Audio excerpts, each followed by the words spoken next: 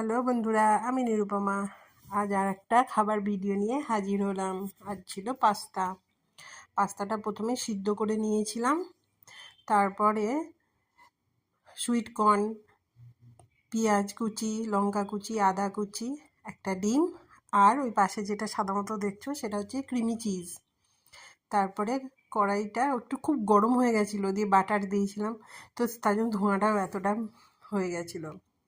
তারপরে তাতে পেঁয়াজ কুচি, লঙ্কা কুচি আর রসুন দিয়ে একটু ভেজে নিয়েছিলাম 30 সেকেন্ড মতো। তারপরে তাতে দিয়েছিলাম পেঁয়াজ কুচি, দিয়ে একটু ভালো করে নেড়ে নিলাম। তারপরে লবণ দিলাম স্বাদ মতো।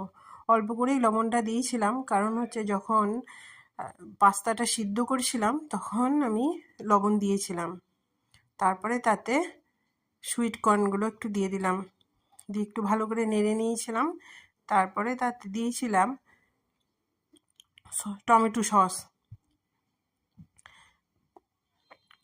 সস দেওয়ার পর দিয়েছিলাম চিলি সস, রেড চিলি সসটা, আর দিয়েছিলাম গ্রিন চিলি সস। একটু সস দিয়েই এটাও একটু বেশ ভালো লাগে খেতে। তারপরে ভালো করে নেড়ে নিলাম, প্রায় 1 মিনিট মতন নেড়ে নিয়েছিলাম। তারপরে তাতে অল্প পরিমাণ মতো জল দিয়েছিলাম, আর একটু লবণ দিয়ে দিয়েছিলাম। হ্যাঁ, তারপর ওতে জল দিয়েছিলাম। জল দেওয়ার কারণ হচ্ছে তাহলে যে সব সবজিগুলো আছে সেগুলো একটু সিদ্ধ হয়ে যাবে।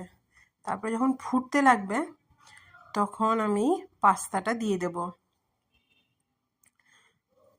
পাস্তাটা দিয়ে দেওয়ার পর পাস্তাটা কি হয়েছে, যে ওই বাটিতে রেখেছি তো সব একসাথে গোটা হয়ে গেছিলো, পড়ছিলই না। তারপরে পাস্তাটা দেওয়ার পরে ভালো করে নাড়িয়ে নিলাম, সব একসাথে মিক্সড করে নিলাম ভালো করে। তারপরে তাতে ওই ক্রিমি চিজ যেটা আছে সেটা টুকরো টুকরো করে ভেঙে ভেঙে দিয়ে দিলাম। তারপরে ভালো করে নাড়লাম যেন ওটা সবের সাথে মিশে যায়। এই হয়ে গেল আমার পাস্তা রেডি। তোমরা আমার ভিডিওটা শেয়ার এবং লাইক করে দিও। আর একটা নতুন ভিডিও নিয়ে হাজির হব। বাই।